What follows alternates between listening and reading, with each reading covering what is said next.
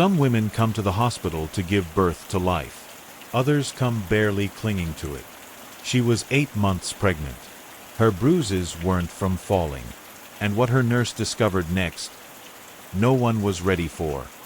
The emergency room was unusually quiet that Tuesday morning at Rose Hill Memorial in Charlotte, North Carolina. The kind of calm that usually came before something heavy. Nurse Haley Moreno, 34, stood by the front nurse's station reviewing patient logs. She'd worked here for over a decade, long enough to know when something didn't sit right. That morning, a woman had been brought in by her husband, Jasmine Carter, 27 years old, visibly pregnant and clutching her stomach. Her face was pale. Her eyes didn't blink enough. And her body language screamed more than words ever could. Haley had seen all types: runaway teens, overdose victims, women suffering in silence. But something about Jasmine struck her at her core. It wasn't just the physical pain. It was the way she flinched when her husband touched her. Haley walked into the triage room where Jasmine sat quietly on the gurney, her hand resting on her swollen belly. "Hi, Jasmine. I'm Nurse Haley. I'm going to take care of you today, all right?" Jasmine nodded softly but didn't speak. Haley smiled gently, watching her closely. "I saw on your intake form you've been feeling some abdominal pain and dizziness. Let's check that blood pressure, okay?" As Haley wrapped the cuff around her arm, she noticed something. Bruises. Faint. Yellowed. But still there. She lifted Jasmine's sleeve a little higher. 2 more on her bicep. One shaped like a handprint. Haley's heart tightened. "Did you take a fall recently, sweetheart?" she asked carefully. Jasmine's eyes darted toward the door. "Yeah," she whispered. "I tripped getting out of the tub." Haley didn't believe it for a second. Outside the room, Marcus Carter waited with folded arms. He was tall, broad-shouldered, with the charm of someone who knew how to wear a smile like armor. He smiled at the front desk nurse when he noticed her watching, but Haley had already felt the shift in the air when she walked past him. Control, tension, danger. She'd seen it before. She returned to Jasmine's room and gently shut the door. "Jasmine, is it all right if I ask you a private question?" Jasmine looked up, hesitating, then nodded. "I'm required to ask all pregnant patients about safety at home. Are you in a safe living situation?" The woman's lips trembled. She didn't speak, but she didn't deny it either. "Has Marcus ever hurt you?" Jasmine's eyes filled with tears. She shook her head quickly. Too quickly. "No. He's just stressed. With the baby coming. Things have been tense." Haley crouched beside her, voice calm but firm. "You don't have to protect him." Jasmine pressed her hands to her stomach protectively. "I can't leave," she whispered. "He said if I try to go, he'll make sure I never see my baby again." Haley's blood ran cold. That was enough. After exiting the room, she walked straight to the on-duty physician and requested that Jasmine be held for extended observation. Standard protocol when abuse is suspected in a pregnant patient. Then, Haley did something else. She opened a secure terminal at the nurse's station and ran a check through the hospital-linked law enforcement alert database, a tool used when staff suspects a patient may be at risk from a known abuser. She typed in, "Marcus Carter, Charlotte, North Carolina." What popped up made her stomach twist. Open file. Federal watch list. Flagged for multiple aliases. Investigated for domestic violence, weapons charges, and disappearance of previous partner. Haley stared at the screen. This man wasn't just a threat. He was a ghost wrapped in clean clothes. She stood up immediately, heading straight for security. But as she turned the corner, she saw Marcus, standing outside Jasmine's room, with his ear pressed to the door. And when he turned and saw Haley, just for a second, his smile dropped, and his eyes went cold. Sometimes, monsters wear visitor passes, and sometimes, they know you're onto them. Nurse Haley froze. Marcus Carter stood outside room 3B with his head tilted slightly, like he was trying to listen through the door. His arms were crossed, but not in casual concern. No, this was something else. He saw her, and for a second, everything in him shifted. Gone was the polite smile. Gone was the charming husband act. His stare hardened into something ice-cold. Haley forced herself to keep walking, cool, professional, but her heart was pounding. She ducked into the nurse's station and immediately called hospital security. "This is Nurse Haley Moreno on the maternity floor. I need a plainclothes officer positioned outside room 3B immediately. The patient is a high-risk domestic violence case. Suspect is currently on site." The security dispatcher didn't ask questions. They trusted Haley. She then grabbed her phone and dialed an internal number, a direct line to the hospital's law enforcement liaison, Officer Brian Keller, who handled cases involving patients in danger. "It's urgent, Brian," she said, keeping her voice low. "I ran a name. Marcus Carter. This guy has multiple aliases, a history of abuse, and a missing person linked to him. His wife is in room 3B. She's pregnant and terrified." Brian responded without hesitation. "Text me his last known photo and hospital location. I'll notify CMPD and head over myself." Back outside Jasmine's room, Marcus had moved. But he hadn't left. He now stood by the vending machines, leaning against the wall, eyeing every staff member who passed like a wolf scanning a herd. When Haley came into view again, he approached, slowly. "Hey there," he said casually. "Is Jasmine okay?" Haley nodded with a practiced smile. "She's resting. The doctor's running some tests." Marcus didn't blink. "You seem nervous, Nurse Haley." Her throat went dry. "I'm fine." He stepped slightly closer. "You've been in there a while." Asking her questions. His tone had shifted now, lower, darker. "You know, sometimes people like to get involved when they shouldn't." Haley didn't answer, but she didn't step back either. Just then, Security Officer Rivas arrived. Calm, older, and discreet. He positioned himself between Marcus and Haley. "Everything all right here?" he asked. Marcus took a step back, his charm flicking back on like a switch. "All good," he smiled. "Just concerned about my wife." Rivas nodded. "Appreciate that. But for the safety of all patients, we're asking visitors to remain in the lobby until further notice. We'll let you know the moment she's cleared for company." Marcus looked at both of them and smirked. "I'll wait." Then he walked toward the elevator, slowly.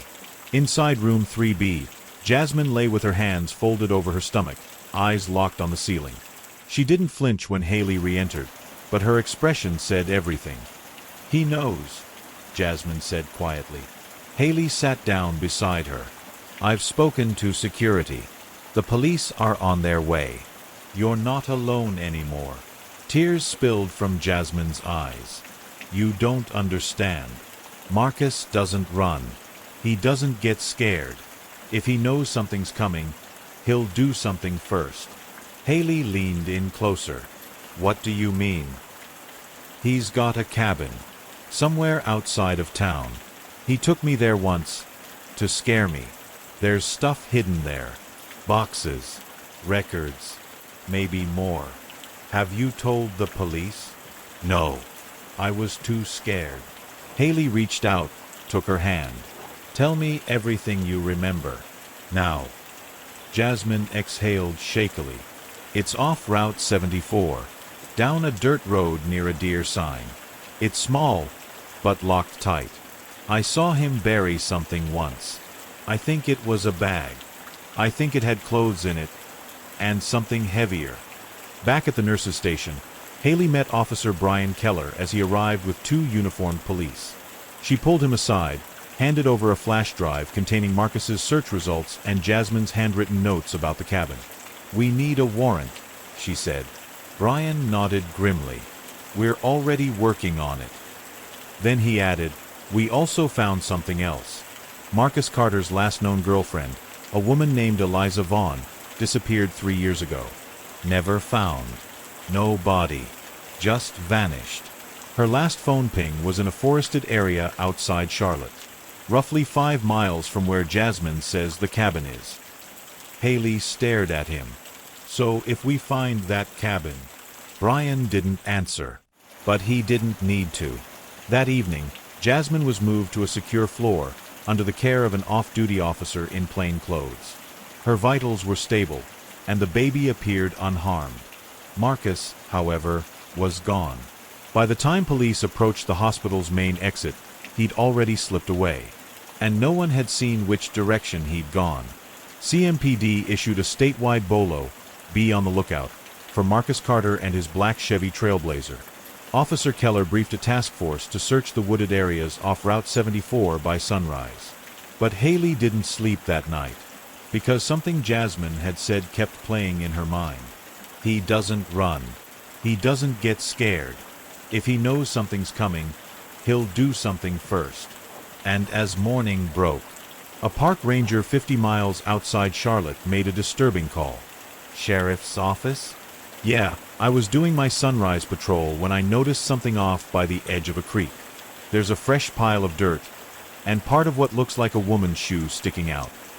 The ground always gives up its secrets, eventually. And when it did, everything changed." The sun hadn't fully risen when the small county sheriff's team arrived at the forest trail off Route 74. A local park ranger had flagged a shallow mound of disturbed earth just a few feet from a weathered creek. A deputy knelt beside it, brushing away loose dirt. That's when they saw it. A woman's sneaker, mud-streaked and faded. Attached to it, a skeletal foot. They radioed it in immediately. CMPD's Major Crimes Unit arrived within the hour, along with Detective Harris, one of the lead investigators in the Eliza Vaughn missing persons case. Officer Keller from the hospital team was there too, standing stone-faced as the crime scene techs began digging. It didn't take long before they uncovered what no one wanted to see. A body, female, decomposed, wrapped in black tarp and plastic, buried less than 2 feet deep. Next to the body, partially degraded, was a cracked iPhone with a case that read, "She believed she could, so she did." Detective Harris recognized it instantly. "That's Eliza's," he said. "She had that case when she disappeared." A forensic analyst later confirmed it. The remains belonged to Eliza Vaughn, Marcus Carter's ex-girlfriend, who had been missing for 3 years. And suddenly, everything Jasmine had told Haley became more than just a warning. It was proof. At Rose Hill Memorial, Haley stood outside Jasmine's new room, surrounded by officers from CMPD's Victim Services Unit. Jasmine had been upgraded to protective custody, her location sealed from hospital records. But she was still terrified. "He'll come back," she whispered. "He always comes back." Officer Keller sat beside her, notebook in hand. "Jasmine, we need to know everything about that cabin. Not just where it is, but what he's kept there. Did he mention anyone else?" Jasmine nodded slowly. "There was a photo album. Old ones. Different women. I didn't know who they were, but he'd stare at their pictures sometimes. Like he was remembering." Haley leaned in. "Were any of them named Sarah? Or Rachel? Or Heather?" Jasmine froze. "Rachel. I think he said that name once. During an argument. He yelled at me and said, 'Rachel never complained this much.' I thought he was just trying to make me jealous." Detective Harris exchanged glances with Keller. "That name just linked to another cold case," Harris said. "Rachel Durant.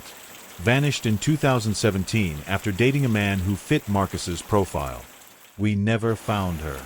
Back in Charlotte, a search warrant was quickly executed for the cabin Jasmine had described, located 6 miles off Route 74, hidden behind overgrown pines and a broken deer crossing sign. The trail was barely drivable. Officers had to park and hike the last 200 yards. The cabin was small, 1 level, no electricity, locked with rusted chains. Inside, the air smelled of mold, dried blood, and silence. What they found would haunt every officer for weeks. A stained mattress, or a toolbox filled with zip ties, syringes, and sedatives. A handwritten journals, dozens, detailing Marcus's twisted philosophy about women, obedience, and punishment. Or a hidden compartment beneath the floorboards containing 7 women's driver's licenses, including Rachel Durant's. Or a Polaroid photo of Jasmine, taken while she was sleeping, labeled obedient, until she got mouthy. Detective Harris stood in the doorway, jaw clenched. This is a predator's den. Meanwhile, Haley returned to work, but her mind couldn't focus. She kept thinking about the moment Marcus stared at her outside Jasmine's room. He hadn't said anything, but that look, it felt like a promise. She tried to brush it off. She told herself he was gone, on the run. Police were tracking him. He couldn't possibly return. But that night, as she got into her car in the hospital parking garage, her headlights flashed on, and she saw something. A folded piece of paper, tucked under her windshield wiper. Her breath caught. She got out, hand trembling, and opened it. Inside were just 6 words, written in red Sharpie. You should have minded your business. She saved one woman from a monster. But now, the monster was watching her. Haley's hand trembled as she held the note. You should have minded your business. Written in red ink. No signature. No smudges. Clean. Calculated. The hospital garage around her suddenly felt colder. Quieter. She scanned the shadows. Was someone still watching? A security camera? A car with dark windows?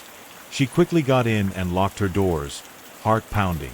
She didn't want to panic, but this wasn't just intimidation. This was a threat. The next morning, Haley met with Officer Brian Keller and handed over the note. Forensics took it for prints, but the officer's face was grim. We've seen this before, he said. Same style. Same red ink. One of Marcus's exes, Lisa Qualls, got a nearly identical message before she disappeared. Haley swallowed hard. You think he's coming for me? We think you've gotten too close, which means we're putting you under temporary police protection. Effective immediately. At the hospital, room 3B was empty. Haley blinked twice, certain she was in the wrong wing. She asked the floor nurse, "Where's Jasmine Carter?" The nurse checked the log. Transferred to Secure Unit 6 early this morning. But Haley knew that couldn't be right. She had spoken to the head of Secure Unit 6 30 minutes earlier. No one named Jasmine Carter had been admitted. Panic surged through her. She called Officer Keller immediately. Jasmine's gone.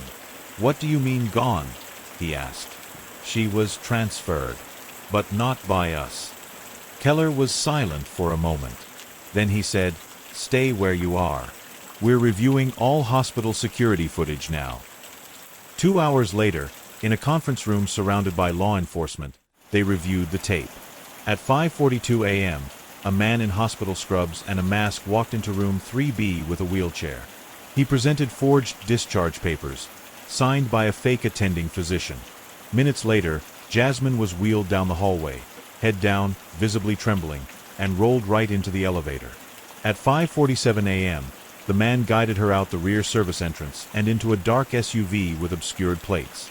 The camera caught only a fleeting side profile, but Haley knew that jawline. It was Marcus. He had walked into the hospital, disguised as a nurse, and stolen Jasmine out from under protective custody. CMPD issued an amber-level alert, treating Jasmine as a kidnapped adult in life-threatening danger. Roadblocks were set up. Alerts were pushed statewide. The FBI was looped in, given the interstate risk. But Marcus had a head start. And worse, he now had a reason to make Jasmine disappear forever. Because she had talked. She had given the police everything. That evening, Haley sat in her apartment, surrounded by 2 uniformed officers and a detective. She couldn't sit still. She couldn't eat. And then her phone buzzed. Blocked number. She answered, hands shaking. Nothing but silence on the other end. Then, a distorted voice. You're not a nurse anymore. You're bait. Click. Across town, in a dark underground cellar lit by a single hanging bulb, Jasmine was tied to a chair, her face bruised. Her lips cracked. Marcus circled her slowly, his footsteps echoing. "You had one job," he whispered. "Stay quiet. Be obedient, like the others." Jasmine whimpered. "Please, I'm pregnant." He leaned close to her ear and whispered, "That baby's the only reason you're still breathing." Then he smiled and walked to a wooden table covered in surgical tools. "You think they'll find you? You think your little nurse friend is gonna save you again?" He picked up a syringe. "You'll be long gone before they even know where to look." The police were out of leads. Jasmine was still missing. So Haley made a decision that would either save her life or cost her own. The next 24 hours were a blur of fear and dead ends. Police combed through traffic camera footage, gas station logs, highway toll data. Nothing on Marcus's SUV. No hits on facial recognition. No phone pings. No ransom note. He had disappeared again, this time with Jasmine. And time was running out. In her apartment, Haley sat alone, watching the looped footage from the hospital security feed. Again and again, she watched Jasmine being wheeled away. Her head down, her hands trembling. The image haunted her. The call still echoed in her ears. "You're not a nurse anymore. You're bait." Haley knew what that meant. Marcus was watching her, and that was when it hit her. If he was watching her, then maybe she could use that. That night, Haley did something that defied every rule, every protocol. She drove back to the cabin in the woods, alone. No police escort, no backup, just her and a flashlight. She had memorized the coordinates from the initial police raid. She didn't tell Officer Keller or the task force. If Marcus really thought she was bait, she was going to play the part. The dirt road crunched under her tires. The woods were still, too still. As she stepped out of her car, the flashlight beam cut through the dense pine air. The cabin was still there. The door, this time, was open. She entered slowly, every hair on her neck standing. Inside, the air was damp. The scent of mildew and something worse clung to the floorboards. But there was something different. A red string. It trailed from the door to the back of the cabin, down into a narrow cellar hatch that hadn't been discovered before. She hesitated, then descended. The ladder creaked beneath her weight. Below was a small underground room. Stone walls, damp floor, and writing on every surface, scrawled in chalk and ink. Names. Dozens. Rachel, Eliza, Lisa, Maria, Brooke, Heather, and in the center, circled over and over, Jasmine. Haley's breath hitched. She stepped closer. On a makeshift table in the middle of the room sat an old, dust-covered laptop. Next to it, a single folded photograph. A picture of Haley, taken from outside her apartment. Time-stamped 2 nights ago. Her knees buckled. Marcus had been there. Suddenly, her phone buzzed. Locked number. She answered, trembling. "You're getting close," the distorted voice said. "But not close enough." Then a text came through immediately after. "Come alone. No cops. Or she bleeds out before morning." Attached was a photo. Jasmine. Duct tape over her mouth. Her eyes pleading. And behind her, a wall of old children's toys. Stuffed animals. Broken dolls. Haley squinted, heart racing. Then she saw it. One of the stuffed animals had a tag. Rose Hill Pediatrics. The old wing of the hospital. The one that had closed down 4 years ago. Back in the city, Haley burst through the doors of the precinct, straight to Officer Keller. "She's not in the woods anymore," she panted. "He's back in Charlotte. I know where." Keller looked up. "What? Where is she?" Haley slammed the phone on the desk and pointed. The abandoned pediatric wing of Rose Hill Memorial. It was shut down after the flood in 2021. It's been boarded up ever since. But Marcus, he used to work hospital maintenance. He knows the tunnels. He could have taken her there. Keller's eyes went wide. He grabbed his radio. Dispatch, code red. Send every available unit to Rose Hill. We have a live hostage situation on hospital grounds.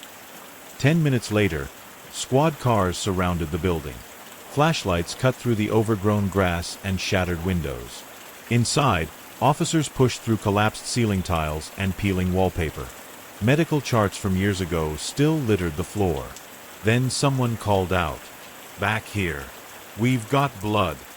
In a narrow hallway past the abandoned pediatric therapy room, they found signs of recent activity. Fresh footprints. A broken four stand. A blanket soaked in blood. And then a scream. Faint. Muffled. It came from below. From the sub-basement. Haley ran ahead with 2 officers. They found the door. Forced it open. And what they saw stopped them cold. Jasmine. Strapped to a rusted gurney. Eyes swollen, wrists bruised, mouth covered with duct tape. She was alive. But barely. And across from her, a mirror, with a message written in her blood. "Now it's your turn, nurse." She found the missing woman. But in doing so, she walked straight into the monster's cage. The emergency lights flickered weakly in the abandoned pediatric wing. Mold crept across the cracked tiles. The air was damp. Silent. The kind of quiet that presses against your chest like a weight. And in the middle of that silence, Jasmine Carter lay bound to a rusted gurney, gasping behind the duct tape, her eyes locked in terror. Haley rushed forward as Officer Keller and his team swept the room for threats. "Clear the left. Hallway secured. Watch the corners." Haley knelt beside Jasmine, carefully peeling the tape from her mouth. "You're okay now," she whispered. "I've got you." Jasmine sobbed. No, you don't understand. He's still here." Suddenly, the lights cut out completely. Pitch black. Then, a metal clang in the hallway. The officers froze. Keller raised his radio. "Command, we've lost lighting in sublevel B. Requesting backup and generator support." A distorted voice echoed from a speaker hidden somewhere in the room. "Funny, Nurse Haley. You're always saving people. But who's gonna save you?" Haley's blood went cold. "Welcome to my collection." Flashlights flickered through the dark. Then movement. One of the officers, Mendez, stepped just beyond the gurney's edge, into the corridor. "We've got a breach in the stairwell." And then, a hand reached from the shadows. A knife flashed. Mendez went down hard, grunting, bleeding from the shoulder. "Officer down." Keller shouted. "Suspect is moving." Haley grabbed Jasmine's restraints. "I need bolt cutters," she screamed. Keller tossed a set over. She caught them mid-air and snapped the straps free. Jasmine could barely stand, but Haley pulled her up, wrapping an arm around her. "We're getting out," she whispered. "I promise." But Marcus wasn't done. From the hallway, his voice rang out again, closer this time. "Eliza screamed too, you know." Rachel begged. "But no one came. You came, Haley, and now you get to join them." Suddenly, gas began to hiss from the vents overhead. A sharp, chemical smell filled the air. Officer Keller cursed. "Tear gas. He's rigged the ventilation. We have to move." Haley shouted. Keller grabbed Mendez, and the remaining team swept out of the hallway with Jasmine in Haley's arms. But as they turned the corner to the stairwell, Marcus stepped out of the shadows, face uncovered, eyes wild, knife in hand. "Put her down," he hissed. "She's mine." Keller aimed his gun. "Drop the weapon." Marcus didn't move. "I said drop it." Marcus's lips curled into a smirk. "Do it, and this whole place goes up.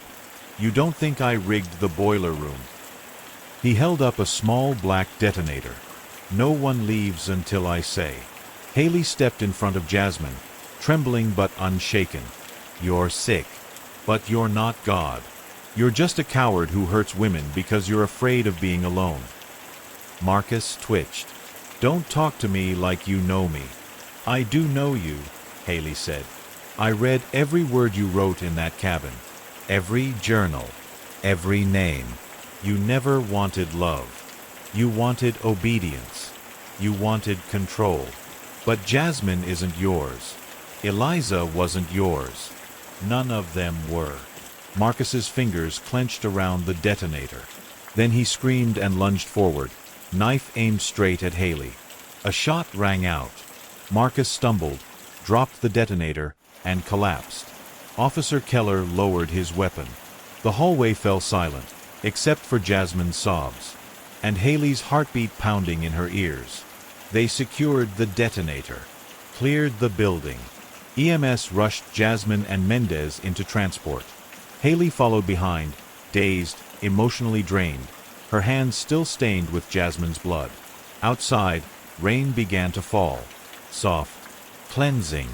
But as she reached the ambulance door, another officer ran up. There's something you need to see.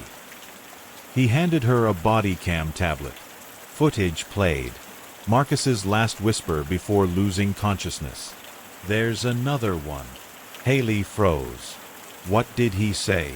Keller stepped forward. Play it again. There's another one. Another victim? Another cabin? Or worse, another accomplice? Sometimes, when you think the nightmare is over, you realize it was only one layer of a darker truth. Rain lashed against the windows of Charlotte General, where Jasmine Carter recovered in a private ICU room. Her baby, miraculously, was unharmed. She held Haley's hand as monitors beeped softly around them. I thought I was going to die in there, she whispered. Haley blinked back tears. You didn't.